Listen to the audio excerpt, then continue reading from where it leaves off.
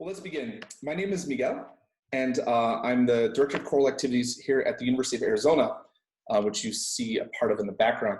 But I'm also the President-elect of NCCO and your moderator for today. So you might have gotten some preview notes there on the slideshow before, but I want to start by introducing our panel, our august panel. In no particular order, we're welcoming today Dr. Marie Bukoy-Calavan, Assistant Professor at the University of Akron. She's also NCCO Secretary. We are also welcoming onto today's panel Dr. Elise Hepworth. Dr. Hepworth is the Director of Choral Activities and Vocal Music Education at Missouri Western State University. And then we have Dr. Michael McGahey. He is the Associate Professor and DCA at Macalester College. And he's a panelist coming to us from Minnesota. And then last but not least, Dr. Catherine Fitzgibbon. She's Associate Professor of Music and the Director of Choral Activities at Lewis and Clark College. Welcome, everyone, and thank you for joining me. So let me introduce to you kind of what we're going to talk about today. First, a bit about us. We are a work in progress, and this is all a work in progress for all of you, I'm sure, as well.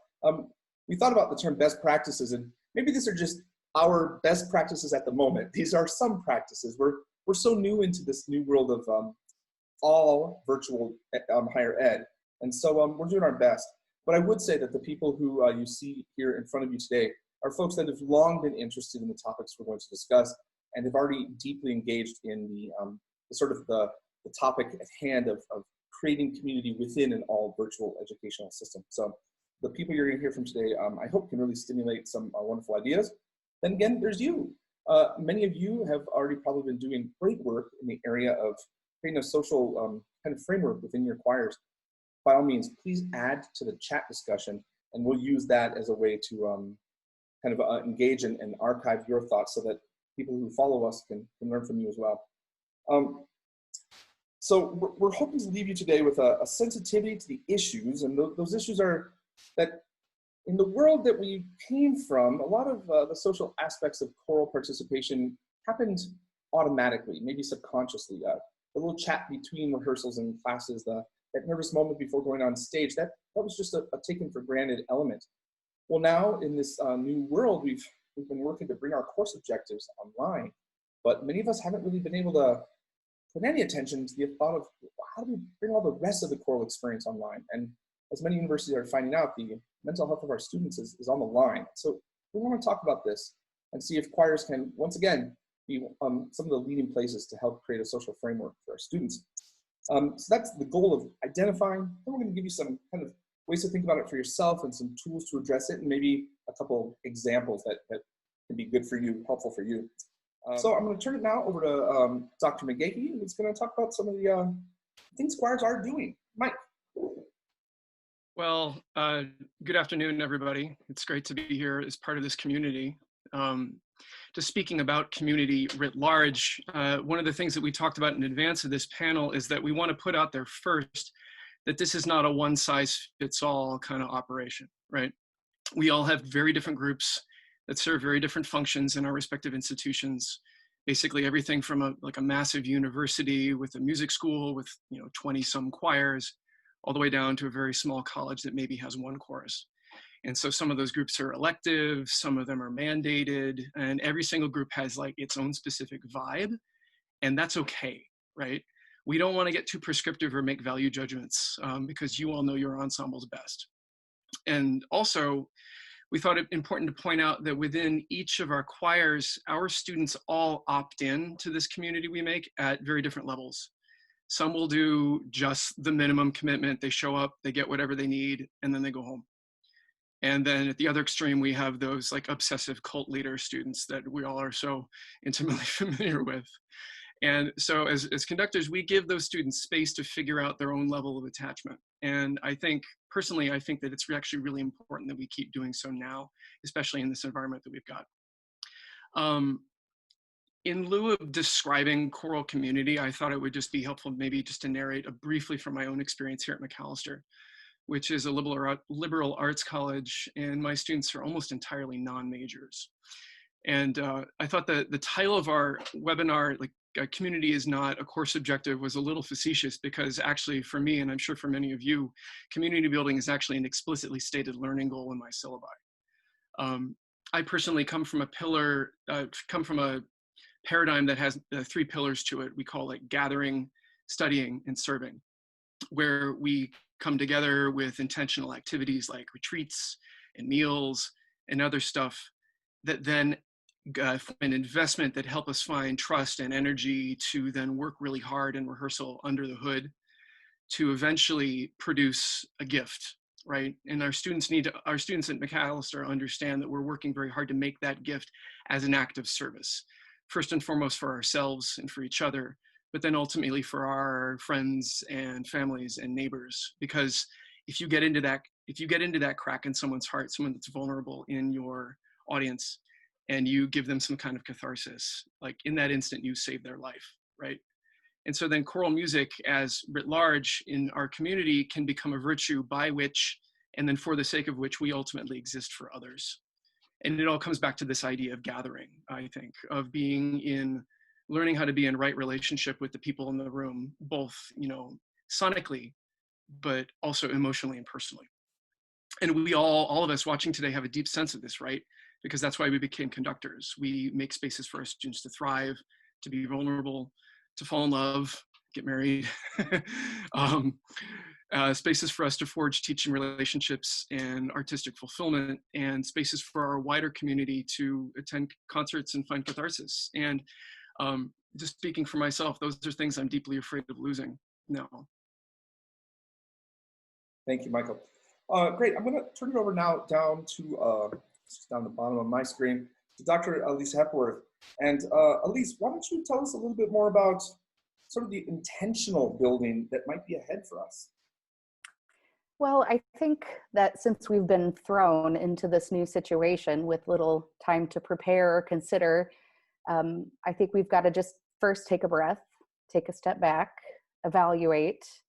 Don't be so quick to jump into creating a new platform immediately, but take stock of your students, of their needs, of their of the things that they have and do not have. I know I'm at Missouri Western State University, which is a small regional school just north of Kansas City, about 45 minutes. And we have a significant digital divide at our university.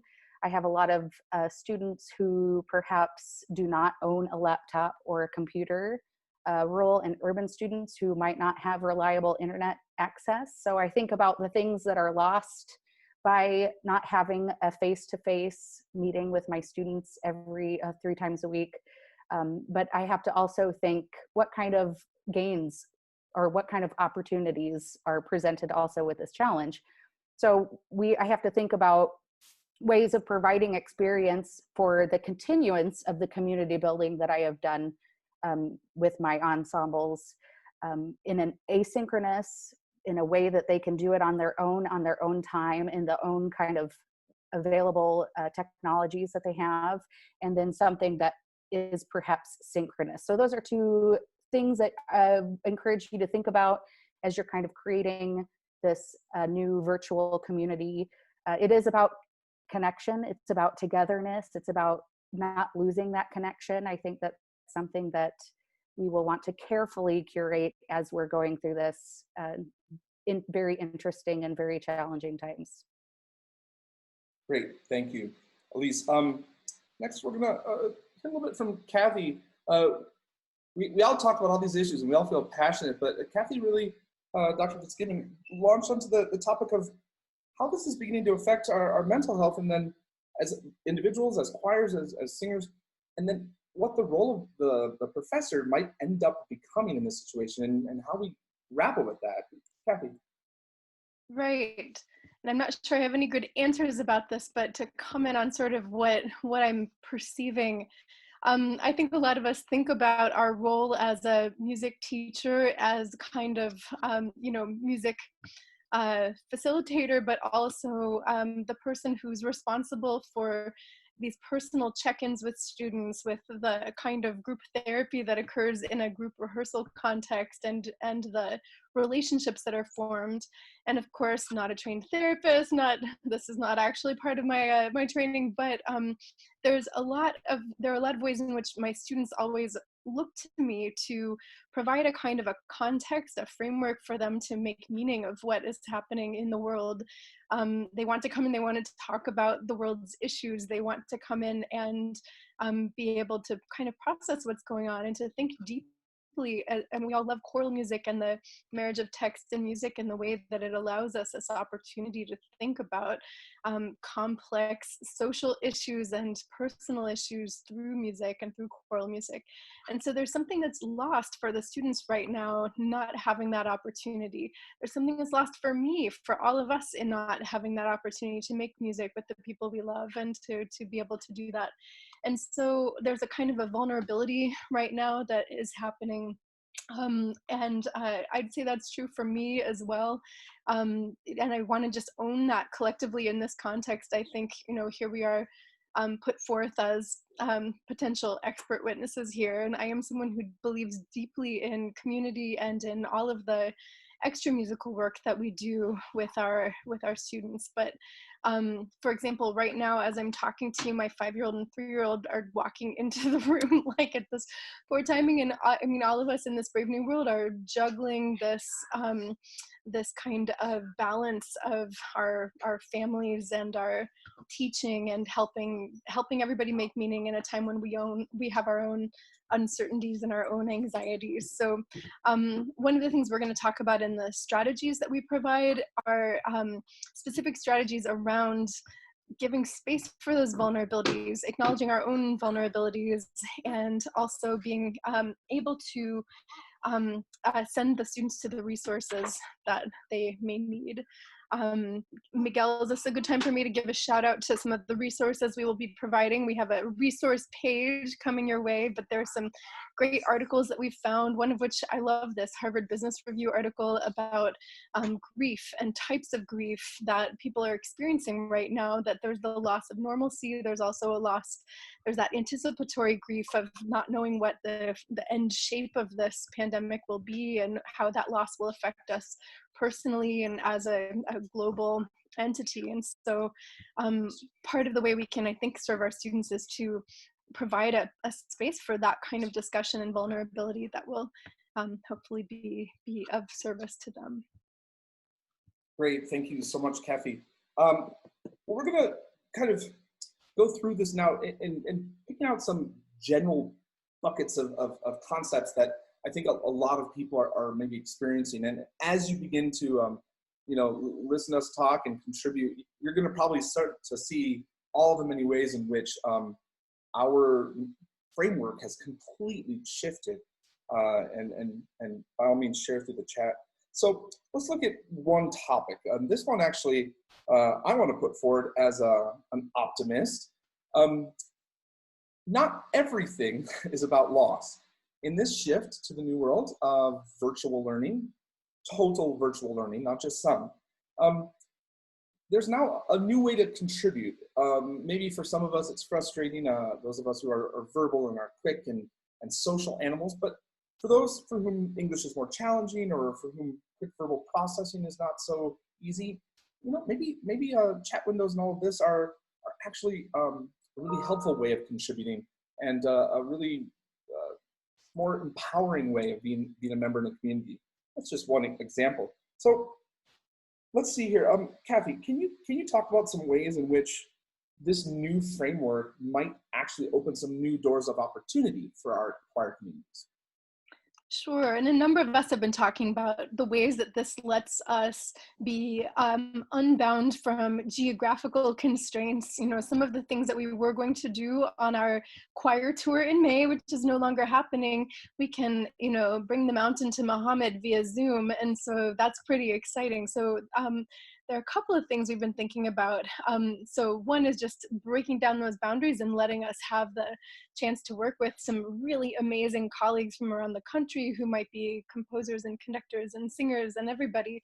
One of the people I'm going to be working with is Sarah Whitten, who's someone I know from the Boston area, who is both a vocal pedagogue. She has a master's in vocal pedagogy and vocal health, but she also is a yoga teacher and does some really amazing work on yoga for singers and providing a sort of a physical connection through yoga that serves the body. And this is one of the things I've been thinking about is for a lot of my students, I talk to them about sort of what are the things you're anxious about as you contemplate this? What are the ways that choir can continue to serve you even online? And they talked about this idea that it's a chance to use their body and to express themselves with their body. And so if we are moving to a model where primarily we're looking at, excuse me, not COVID-19, just the frog, I swear.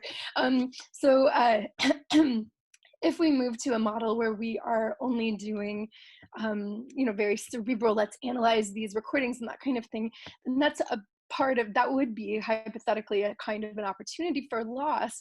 And instead, if we think about ways that we can still have these body-based and centering activities for our singers, I think we can continue to provide them a kind of necessary service that I think again is probably more necessary now even than it was during regular times.